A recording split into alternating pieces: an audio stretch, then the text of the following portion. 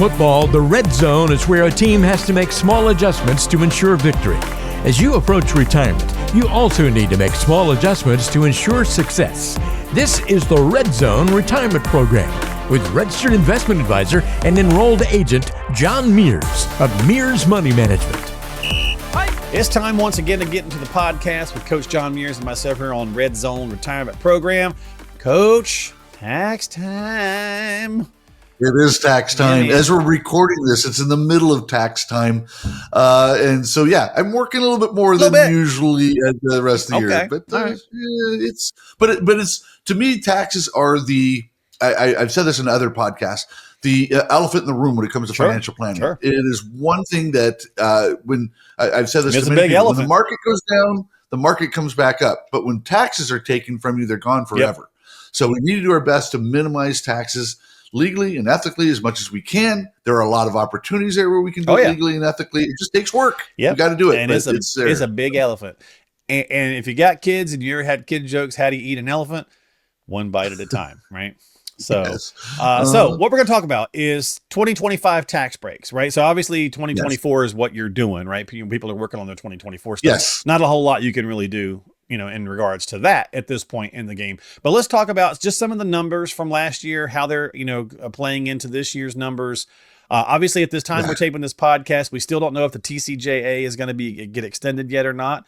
Right. So, but we'll kind of play in mind that it may, there's a good chance that it may, but we'll see. But for now, let's just talk about what we know for sure. And so what's some of the tax changes for 2025 for the current calendar year? Well, one of the big things, and this also happened with 23 to 24, but going into 25 is just an increased standard deduction. The standard deduction is one of the hidden joys of the TCJA because before then you had a much smaller standard deduction. You had to have dependents. You had to prove your itemization. Sort of yes. So right now with the standard deduction going up, and I have to check my notes here, it's going to be and I talk about people that are 65 or older because that's kind of in my wheelhouse. Sure. The standard deduction per person is $3,100 extra on top of the $30,000 you have when you file a joint. So it's going to be in that $33,000 range that you're going to have for a standard deduction. That means that's hard to hit. You can make up to $33,000 and not pay any taxes. Yeah. So that's super important to know when we're doing our financial planning. This actually goes back, if I can do a little bit of sidestep here. Yeah. Why you don't have to actually convert all of your IRA to Roth. You can convert as much as you need to stay underneath that the standard deduction amount. So if your required minimum distribution is anything under 30, then you should be okay. So you can just convert the amount that would get you down to that level. Gotcha. I'm not including Social Security in this discussion here either because there are different age brackets for that as well. But the idea is that you have a lot to play with as far as income, interest income, dividend income, your RMDs, whatever. $33,000 is actually a decent amount of money that you can actually shelter. And that's why it's super important to know what your standard deduction is each year. People sometimes just kind of skip that. They just want to get all these deductions. They don't understand how important the standard deduction is in their financial planning. So, and just to kind of clarify for folks, so if you are if regular age, under 65, regular age, sorry, that sounds weird. Regular age. If that sounded bad. Sorry, Mom. So if you're, it's 30,000 for 2025 for married folks, right? Yeah, and it's 15,000 for single for 2025. If you're over 65, that's what you're talking about. That additional $1,500 per person. Yeah, $1,550 per person. That's $3,100 extra, which is kind of nice. Yeah, that's a big chunk. And then even if you're single, the standard deduction, if you're over 65, is a little bit extra. So it's kind of nice. And again, I think the standard deduction, regardless of whether you're normal under 65, but regardless of your age, knowing your standard deduction is one of the biggest missed opportunities I think that's out there when we're doing even regular run-of-the-mill tax planning for regular, normal run-of-the-mill people. I'm not going to live that one down, am I? We're going to have a lot of fun with that. So I'm in my mid 50s now. My brother's over 65. You're normal. Over 65. They're totally normal. Yeah. I'm turning 62 this year, so I'm close to being You're abnormal. close to being abnormal. There you go. All right. So anyway, that's the basic brackets, right? So going in, and because the bracket is so high, it is hard. Like I was just getting all my stuff together to take to my CPA this week. It's like, it's like I started looking at everything and I was like, I can just do this myself and blah, blah, blah. But it is fairly easy. I mean, the part of the TCJA with that being so high is that you don't have to itemize, right? Which is usually where people would get tripped up before.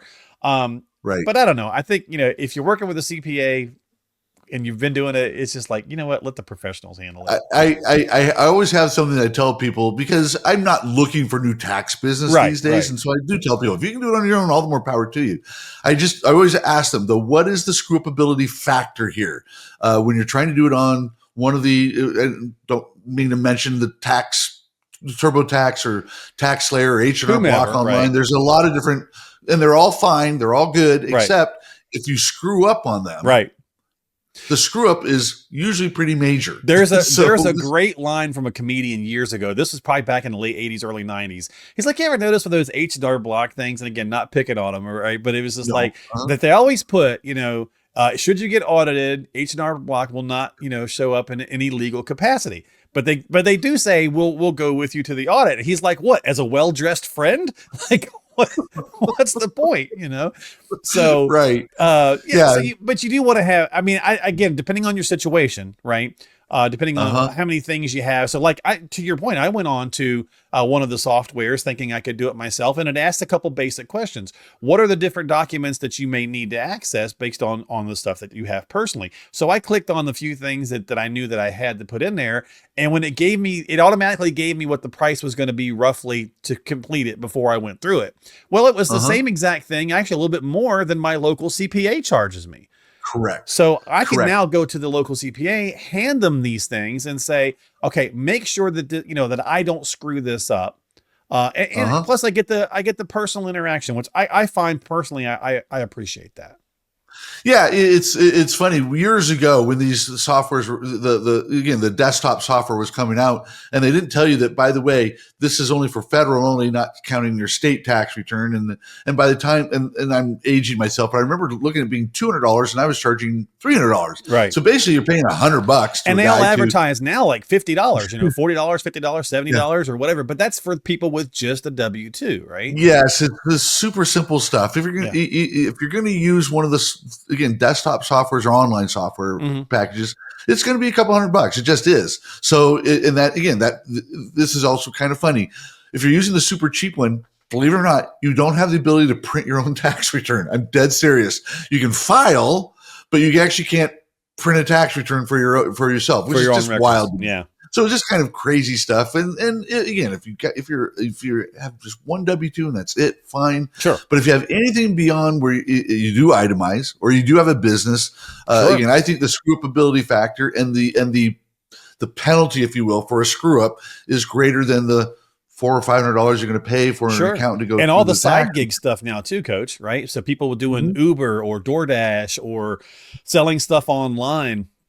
There's a whole lot more nuance in there, so it's probably worthwhile to talk about that. It's worth the trouble, in my opinion. Again, I'm not asking you to use me. I'm just telling you, go to somebody who's competent. Find your pro. And usually we can find somebody competent. Yeah. If you ask around, Sure. you really can. Yeah. And nowadays with Yelp and all that, you can figure it out. All right, well, I know we got on a little tangent there, but let's get back into some of the numbers. So if we're talking about tax breaks for 25, making sure that we're doing things as effectively as possible, let's talk about the 401k. So you're working, you're I'm not going to say it again because I'll screw myself up.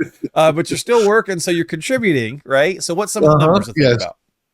So the numbers are, they have increased the 401k so if you're normal and under 50, it's 23.5 now. And then they've increased, and then the catch up, and there's two catch ups here. So bear with me here. There's a catch up if you're over 50, where you can do $7,500 extra for a total of $31,000. Congress, in their infinite wisdom, has a catch up that goes from age 60 to 63. That was part of the Secure Act 2.0, right? Yes, Yeah. yes. The catch-up is 11,000. I got to see my notes here. 11,250. It is one of the weirdest things I've ever seen in I mean, the I tax guess it's law. good, right, for folks that are over Well, 60. sure, but Yeah. why is it just Random. 50 to 59? You have 7,500. 60 to 63, you have 11,250. Once you hit 64, you got to go right back down to the other level, the catch-up level. So it goes doesn't back make down to the 75. It goes right back down. Wow. It is one of the weirdest things. So 60 to 63, you have this super turbocharged catch up. Once you're to 64 and beyond, you got to go back down to the $7,500 catch up. Interesting. It is so strange. So that is abnormal. It is very abnormal. It's very much is it Marty Feldman? Is that who is abnormal? Yeah. It is so. It's so a little strange. weird one. It's a little bit, but Yeah. it's a great point though. If you are in that window, hey, let's Use capitalize, right? If you're Use still it. working Yes. and you're 60 to 63 and you're talking a good chunk of money here, you could be putting Yes. away, right? So for a couple of years, Yes. that could really pad that retirement account. It absolutely can. And again, since most people don't start contributing to their 401k to age 49, statistically speaking, which is very odd. And reason why, because you're hitting 50 and you realize, Well, yeah. I haven't done it. I say it every year. So- It's the unofficial kickoff to summer. We always, Memorial Day is the unofficial kickoff to summer. I know we're not Memorial Day yet. I'm getting wishful thinking, but we know it's not summer, but we all treat it like it's the beginning of summer, right? I think 50 is the same thing. You turn 50 and it's the unofficial kickoff to retirement. I better get my shit together. Yes. Absolutely. You're like, oh crap, I haven't done a thing yet. Yeah. And again, that's why statistically 49 people are going, oh, I'm turning 50 next year. Yeah. How much do I have in my 401k? Yeah. Nothing, zero, very little. And so that's why they offer these catch ups, is because the reality of it is people are just waking up to that at some point. Yeah. And then again, why they have the 60 to 64 thing, I cannot wrap my head around that. Yeah, Coach and I It's had a good. bet which one of us was going to slip and drop an S-bomb first, and I think I beat him to it. That's all right. We're all grown ups. That's right. We're all grown-ups here. All right. So the IRA contribution side, they didn't change anything for 25, right? No. Yep. So they just left that at 7 plus $1,000 catch up for over 50 for 50 and over. Right. So they left that the same. So they changed 401k, made this really weird change to a 401k, and then for IRAs, still the same. Okay. Didn't change them. All right. So Let's talk about the hidden gem, the HSA. If you have one of these, yes. very, very cool item that you can certainly use, especially it's not big numbers, Coach, but it does build over time. It does add up, and you always can convert these to IRAs, and there's all sorts of fun stuff you can do with the HSAs. And people forget with super HSAs. Roth.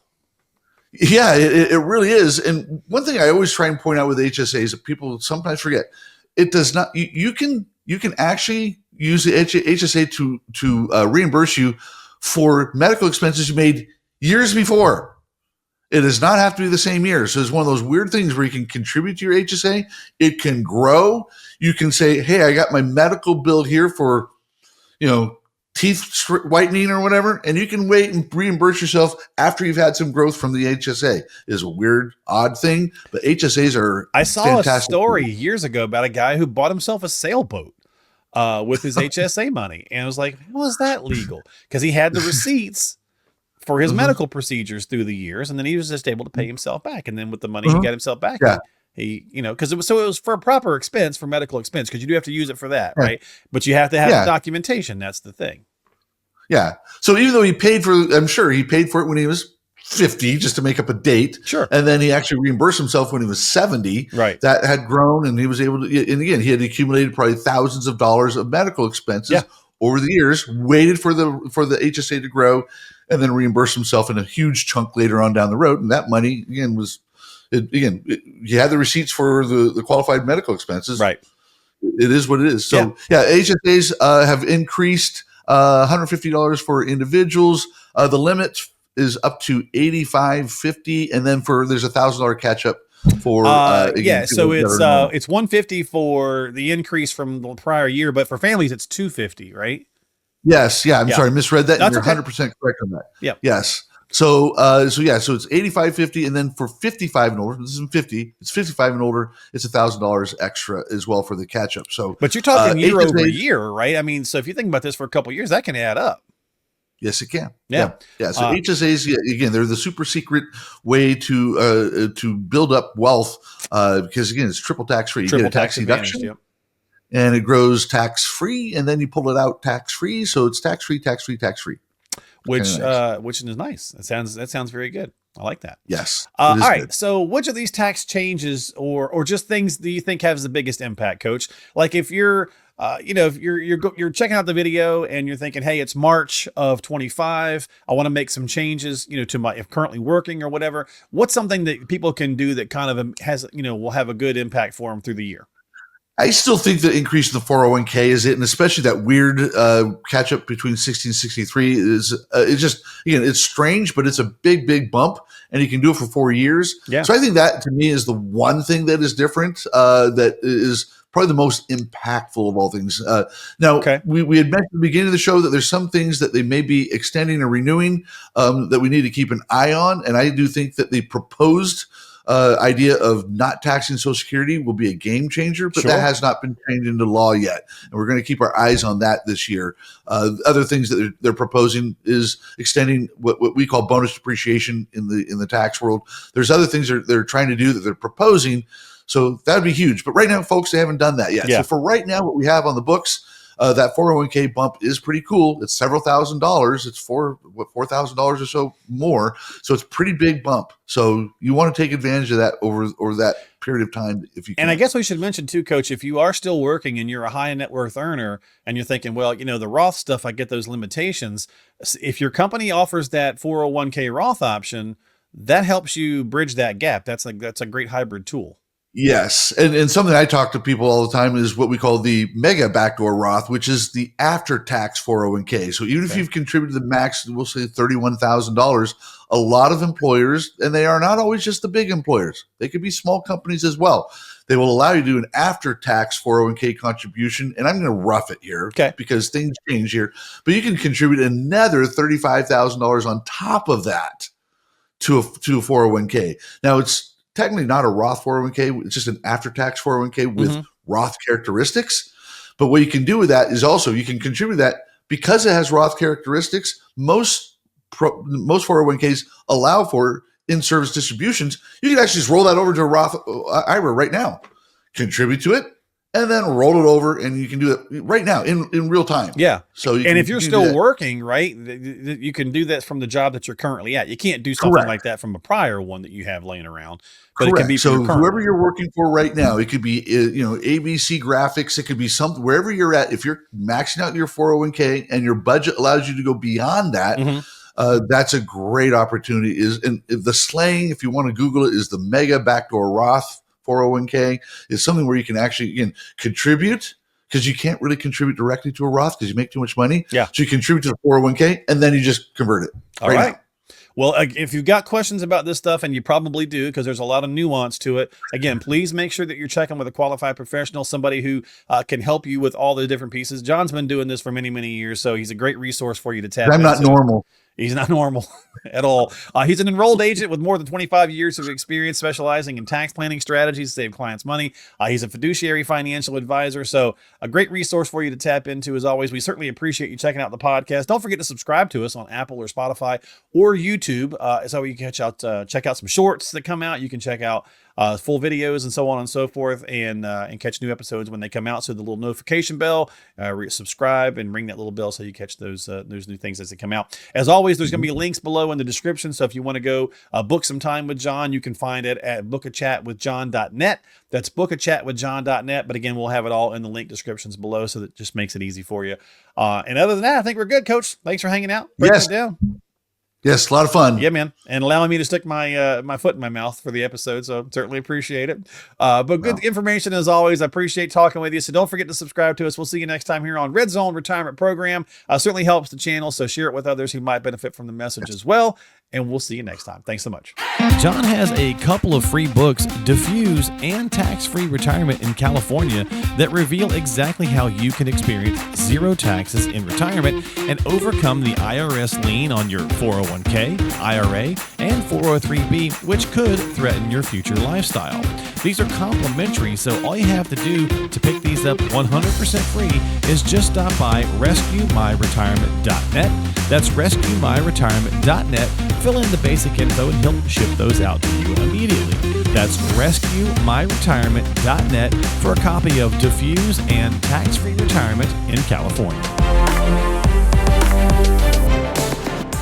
Advisory services offered through Mears Money Management, Inc., an RIA registered in the states of California and Texas. California Department of Insurance License Number 0685203.